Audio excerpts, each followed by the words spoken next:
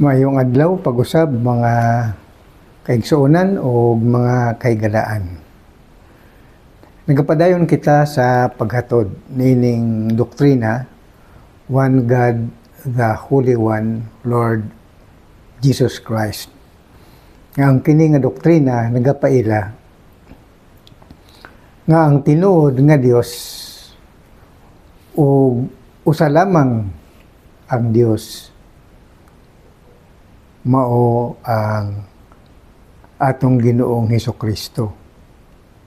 Siya akong ginapaila kaninyo nga one God, the Holy One, Lord Jesus Christ. Kay nagkalain-lain naman ang mga doktrina sa katawhan. Kay aniya naman kita sa kaulahiang mga adlaw, busa daghan ang nagawali mahitungod kang Hesukristo. Apan aduna may giingon si Hesukristo nga magbantay kamo nga dili kamo mahisalaag kay daghan ang magawali sa akong pangalan. Kung si kinsa ako, apan magbantay kamo nga dili kamo mahisalaag kay daghan magawali may tungod sa mini nga Kristo, false Christ. Busa mga higala, kini akong ginawali kaninyo, ang Dios, usa lamang ka Dios nga mao si Hesu Kristo. Busa, ang misteryo sa Dios, kay daghan man ang nagsalikway sa Ginoong Hesu Kristo, o wala siya ilha, nga siya Dios o siya pagkatawgon nga amahan. Kay nadayag man siya diha sa tao, nadayag siya sa unod. Busa ang ato ganing mga relihiyon karon daghan ang nagkalain-lain nga mga doktrina. Kay nagapadayag man ang Ginoo pinaagi sa iyang pangalan o pinaagi usab sa iyang pulong. Busa, si Hesukristo mismo ang atong tuuhan, mahitungod sa iyang pagpaila, mahitungod sa Dios. Busa, kung atong basahon pag-usab kining Roma Kapitulo 10, versikulo 14 ngadto sa 17, may tungod kini sa pagtuo sa Dios. Roma Kapitulo 10 versikulo 14 ngadto sa 17. Apan unsaon man sa mga tao sa pagpangaliya kaniya nga wala nila tuohi, og unsaon man nila sa pagtuo kaniya nga wala gayod nila hidunggi, ug unsaon man nila sa pagkadungog kun walay magawali.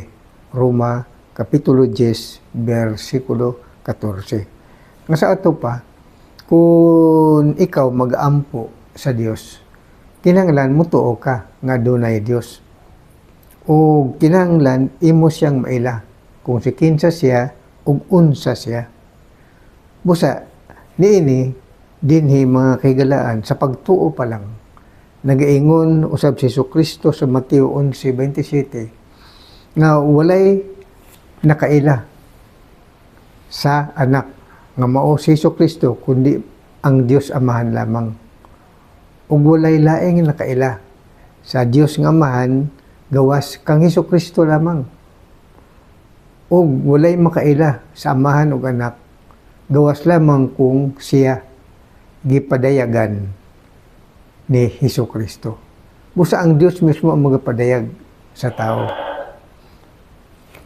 Busa, mga kaigalaan o mga kaigsuonan, ang pagtuo sa Dios matud pa ni Hesukristo. Sa Juan Kapitulo 4, versikulo 23 o 24, ang Diyos espiritu o ang mag-aampo kaniya kinahanglan mag-aampo sa Dios nga mao ang amahan. Mag-aampo pinaagi sa espiritu o sa kamatuoran. Busa ang Dios amahan, siya mao ang Espiritu Santo. Si Jesucristo mismo ang nagasulti niini sa Juan Kapitulo 4, versikulo 23. Juan Kapitulo 4, versikulo 23 ngadto sa 24. Busa, kung dili nimo ilhon ang amahan nga siya mao ang balaan nga espiritu na sayop ang imong pagtuo. Kaya ang tinuod nga magsisimba kaniya kinahanglan magasimba ug magaila sa amahan nga siya espiritu ug siya ang kamatuoran. Juan 4:23-24.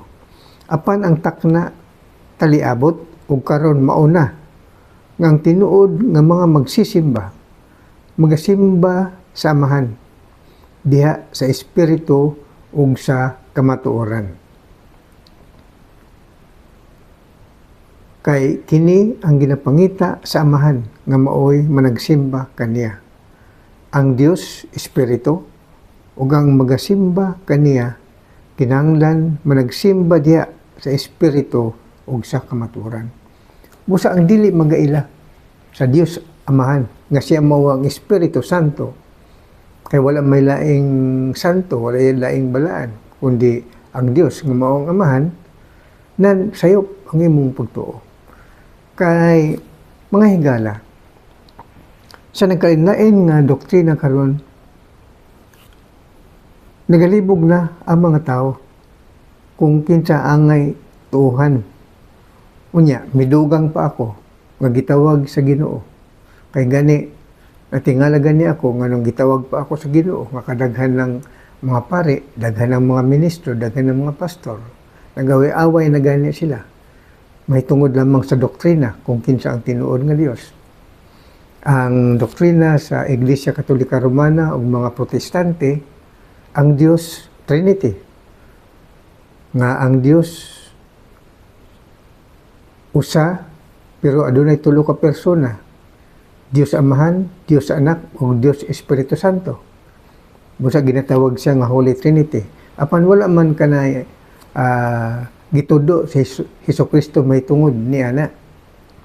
Kay mao ganing ang doktrina nato one God the Holy One kay nagapailaman ang Dios nga siya Holy One. Wala siya magapaila nga siya Holy Trinity. Busa akong ginapaila kaninyo ang kamatuoran o sa lamang ang tinuod nga Dios. Siya si Hesukristo. Nga naman mga higala o mga igsoon. Kay mauman ka na gisugo sa Ginoo nga ang Ginoong Hesukristo maoy ilhon nga siya ang tinuod nga Dios ug siya pagkatawgon nga amahan. Naisulat ka na sa Isaiah Kapitulo 9 versikulo 6. Mao kini ang atong mabasa. Nagaingon. Kay alang kanato ang usa ka bata na tawo. Alang kanato ang usa ka anak nga lalaki gihatag ug ang kagamhanan igatungtong sa iyang abaga ug ang iyang ngalan pagatawgon kay bulungan magtatambag Dios nga makagagahom amahan nga walay katapusan prinsipe sa pagigdait. Kining Isaiah 9:6 dinhi nagapaila ang pagka-misteryoso sa Dios.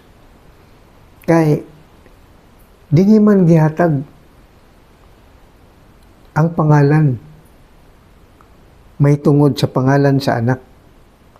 Nga, ang pangalan sa anak, kahibulungan sa ito pa misteryoso. O siya magtatambag. Wonderful Counselor. Kanang Wonderful Counselor, maumana ang Espiritu Santo. O Diyos nga makagahom. Ang pangalan kuno sa anak, pagtawgon siya nga Diyos nga makagahom. Ug mao man usab ang pangalan kuno sa anak pagtawgon nga amahan nga walay katapusan, everlasting Father. Unya, kinsa man kining anak nga gipaila didto sa New Testament, ang iyang pangalan Jesus Christ, Hesus Kristo. Mao kanay pangalan. Mo't ipasabot kining Jesus mga higala sa Old Testament, Jehovah kana. Jehovah. Busa ang pangalan sa New Testament ni Jesus, Yeshua. Sa Griego, Jesus. Buti pasabot, Jehovah the Savior.